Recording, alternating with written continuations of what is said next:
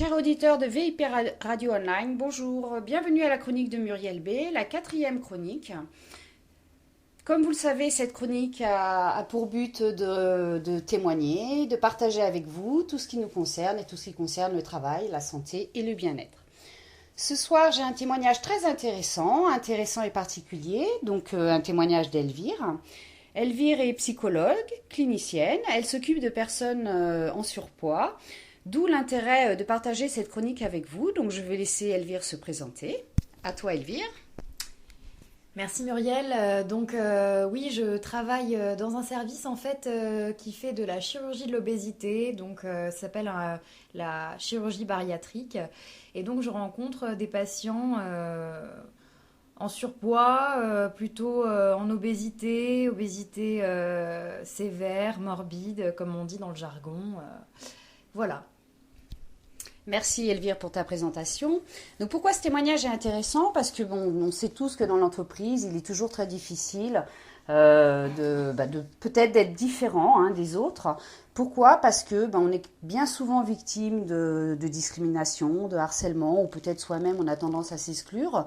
C'est pourquoi il me semblait très intéressant, en ayant partagé avec Elvire, d'avoir son sentiment en tant que clinicienne, en tant que psychologue, sur peut-être les difficultés que peuvent rencontrer les personnes en surpoids ou personnes obèses, comme on le dit dans le jargon du métier. À toi, Elvire.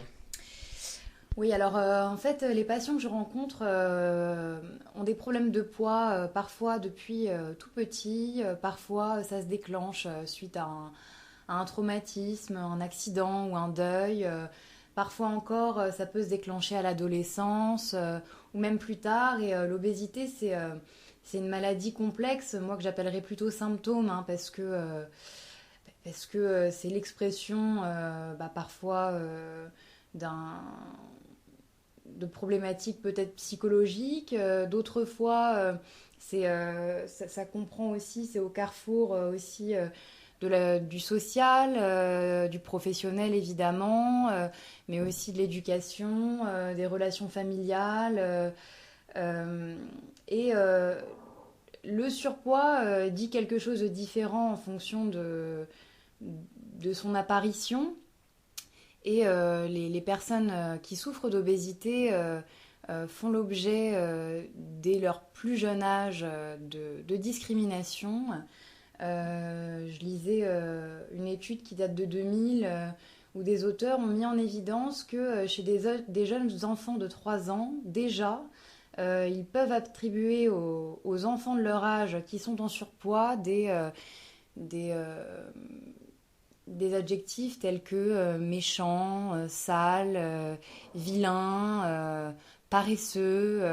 Et cette stigmatisation commence très très tôt. Et évidemment, elle perdure à la période adolescente où les critiques sont encore plus vives du fait de cet âge-là, où les adolescents ne sont pas tendres entre eux. Et évidemment, au travail aussi, ces conduites continuent. Moi, les patients que je vois occupent souvent des postes peu gratifiants pour eux, des postes d'aide. Alors, ça va être aide assistante maternelle, aide culinaire, des personnes qui vont travailler dans les cantines, ou des patients qui vont travailler pour faire du ménage, etc. Et souvent, les personnes qui souffrent d'obésité ou qui souffrent de surpoids sont cantonnées comme ça à des postes peu valorisants. En tout cas, c'est eux qui le ressentent comme ça et qui me le font partager comme ça, où on ne les voit pas, ou peu, ou alors on les met à travailler avec des enfants. Alors, merci Elvire déjà pour ce premier témoignage. Donc je vais juste rebondir sur un point qui est juste... Oui, comme quoi c'est vraiment le poids, le vrai sujet de ce soir, qui est de dire... on sait que ces personnes sont mises à l'écart dès l'enfance. Dans l'entreprise, juste ça les poursuit. Est-ce que peut-être on pourrait dire finalement elles travaillent moins vite parce que elles ont du mal à se bouger et que finalement ou elles-mêmes est-ce qu'elles se mettent pas à l'écart compte tenu du fait que, bien évidemment, peut-être que alors si on est sur un travail physique, automatiquement, elles vont pas avoir l'aptitude à aller aussi vite que d'autres personnes.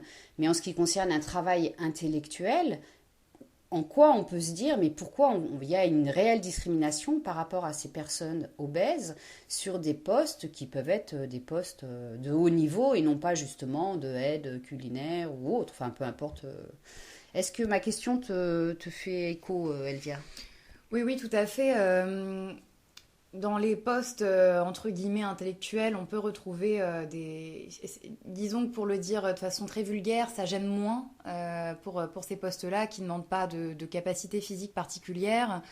Euh, Après, est-ce que les personnes qui souffrent d'obésité essayent de se cacher dans le travail ou au contraire, est-ce que c'est des personnes dynamiques, etc. C'est vraiment au cas par cas. Parfois, l'obésité ou cette prise de poids qui peut être considérée comme un bouclier entre soi et les autres peut être effectivement un espèce de refuge, de se construire une carapace protectrice, mais d'autres fois, ça peut être réactionnel et ça ne témoigne pas forcément d'une envie de se cacher. D'ailleurs, il y a beaucoup de personnes qui souffrent d'obésité, qui se voient beaucoup, qui sont, on dit souvent, ça fait partie des stéréotypes aussi, l'obèse fait rire. Parfois, c'est des personnes au contraire qui attirent beaucoup l'attention. Et après, tout est une question de comment on se vit avec ce poids-là. Si on n'a pas de problème de santé particulier, parce que comme on le sait, l'obésité s'associe à plusieurs autres maladies comme l'hypertension, le diabète, les maladies cardiovasculaires. Si on n'a pas de problème particulier à se sentir avec des kilos en trop, et le en trop, c'est la société qui le prête, pourquoi se cacher? Pourquoi au contraire ne pas s'épanouir comme ça? Donc moi, ce que je peux voir aussi chez les patients qui décident de faire une opération de l'obésité pour pouvoir perdre du poids plus vite, ce qu'on peut observer aussi, c'est des promotions fulgurantes qui sont corrélatives à la perte de poids. Donc des personnes qui étaient aides ou qui étaient dans l'ombre avant occupent des postes après plus glorifiants par la suite. Donc une discrimination réelle, oui, au même titre que la discrimination pour les personnes handicapées ou pour les personnes de couleur. Je pense que on en est peut-être moins conscient, mais elle est très très présente. D'ailleurs, posez-vous la question quand vous voyez une personne obèse qui mange dans un McDo, quelle est la première idée que la plupart des gens vont avoir? Ils vont avoir certainement des remarques culpabilisantes ou péjoratives ou négatives dans la plupart des cas. Merci Elvire. Donc là, c'est vraiment un point d'honneur à tout ce que tu viens de dire pour la simple raison. Moi, j'aurais une vraie réflexion, c'est de se dire, aujourd'hui, chers auditeurs, si parmi vous, si vous êtes dans ce cas de surpoids, si vous vous sentez effectivement en situation de discrimination, même si c'est pas clairement affiché, mais vous-même le vivez en tant que tel, quel conseil tu pourrais donner à une personne qui se sent victime de ça. Sachant que c'est très encourageant ce que tu viens de dire, puisqu'on peut associer à une perte de poids une ascension promotionnelle dans l'entreprise. Alors, bien évidemment, on ne va pas prendre mot à mot ce que vient de dire Elvire, sauf que la réalité est là. Même peut-être en matière de recrutement, à compétences égales, est-ce qu'on va recruter une personne plus obèse? On peut vraiment se poser la question. Donc, quel conseil pourrais-tu donner à des personnes qui sont en surpoids ou qui ont cette problématique de poids et qui le vivent mal dans leur travail? Moi, les conseils que je peux donner, évidemment, le premier conseil, c'est de ne pas de ne pas se dire qu'il faille perdre du poids pour avoir plus de reconnaissance au travail. Après, moi, je le dis, je ne suis pas patiente, hein, je le dis d'un point de vue extérieur, professionnel. Je pense que aller dans le sens des stigmatisations peut être fort préjudiciable. Ma foi, il faut savoir où est-ce qu'on veut aller, se donner des objectifs précis et en fonction de ces objectifs-là, je crois que le grand travail à faire, si tel n'est pas le cas déjà, c'est de s'accepter comme on est, avec ce poids qui peut vouloir dire des choses ou pas, et surtout, voilà, c'est pas parce qu'on a des kilos en trop, et encore une fois, le en trop, je le mettrai entre guillemets, euh, qu'on ne doit pas être réduit à cette caractéristique-là, quoi. Voilà, garder des objectifs, se tenir à ça et mettre en œuvre tous les moyens possibles pour tenir ces objectifs. Et puis évidemment, je pense qu'il est important mais comme pour d'autres choses, de savoir recadrer les personnes qui peuvent faire des réflexions euh, douteuses. C'est important aussi de sensibiliser les autres à cette discrimination qui est présente et dont on n'entend pas beaucoup parler. Merci Elvire. Donc sensibiliser les autres, hein, c'est aussi le but de cette chronique. Chronique pour voir un petit peu comment est le monde du travail aujourd'hui, quels sont quelquefois inconsciemment nos modes de fonctionnement. Et à la limite, une dernière question, mais qui vient vraiment à la suite de ce que tu viens de dire, c'est pour chacun d'entre nous qui peut-être avons autour de nous des personnes justement à forte en surpoids ou qu'est-ce qu'on peut faire finalement pour mieux les intégrer, même si de fait ils sont pas rejetés ou peut-être ont tendance à se rejeter eux-mêmes. Quels conseils tu peux leur donner et puis profites-en pour dire le mot de la fin.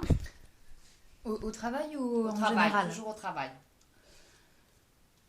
Euh, Ou en général, si t'as pas d'idée précisément. En fait, ce qui m'embête, c'est que donner des conseils pour aider une personne obèse à mieux s'acclimater dans son milieu professionnel, si je donnais des conseils comme ça serait comme donner des conseils à une personne d'une autre culture. Et pour moi, je pense qu'il n'y a pas spécialement de conseils à donner spécifiques, hein. Je pense qu'il faut juste être ouvert et apprendre à connaître les gens avant de se forger une opinion. Bon, alors ce que je vais dire, c'est de la philosophie de comptoir, hein, mais je pense qu'il est surtout important de ne pas résumer une personne à un signe physique extérieur, hein. L'habit fait pas le moine, comme on dit, mais c'est quelque chose qu'on doit garder en tête. Après, dans la vie de tous les jours, faut quand même garder à l'esprit que les personnes qui souffrent de surpoids et qui souffrent d'obésité souffrent beaucoup de leur état. C'est une maladie extrêmement, j'allais dire pesante, c'est le cas de le dire encore une fois, qui entraîne vraiment une souffrance psychique parce que je pense on n'a pas idée des humiliations quotidiennes qu'une personne obèse peut faire l'objet. Et au niveau familial, au niveau personnel, au niveau professionnel, comme on l'a évoqué, même au niveau quand une personne comme ça se balade dans la rue, elle subit toujours des regards violents, des remarques condescendantes, etc. Et il faut en avoir conscience et il faudrait essayer de commencer à changer un petit peu notre manière d'être, notre manière de faire par rapport à ces personnes, mais aussi par rapport à toute personne qui présente un écart par rapport à la norme. Et je vais être très précautionneuse en disant ça, hein. D'accord, donc le regard, changer notre regard, c'est ce qu'on peut retenir, hein, changer notre regard sur toute personne qui finalement a des signes différents, mais la différence, qu'est-ce que c'est finalement? C'est peut-être tout simplement la tolérance. Donc, chers amis auditeurs, j'espère que cette chronique vous a plu, que toutes les personnes qui se sentent, tout du moins qui se sentent très concernées par ce sujet elles-mêmes ou par des personnes très proches de leur entourage, comme d'habitude, n'hésitez pas à nous envoyer vos messages, vos témoignages, vos réactions, vos réflexions. Donc sur le site www.assorvpb.com ou www.vipradioonline. Donc, chers auditeurs, je vous dis à tout bientôt pour la prochaine chronique de Muriel B sur le travail, le santé, le bien-être. Un grand merci à Elvire. Est-ce que tu veux dire un petit mot de la fin ou Mais merci d'avoir écouté. N'hésitez pas à poser questions via l'adresse de Muriel. Voilà, donc je vous rappelle mon site www.assorvpb.com. Sinon, vous pouvez m'envoyer directement vos messages sur muriel.b.contact@gmail.com. Chers auditeurs, bonsoir et à tout bientôt pour la prochaine chronique de Muriel B.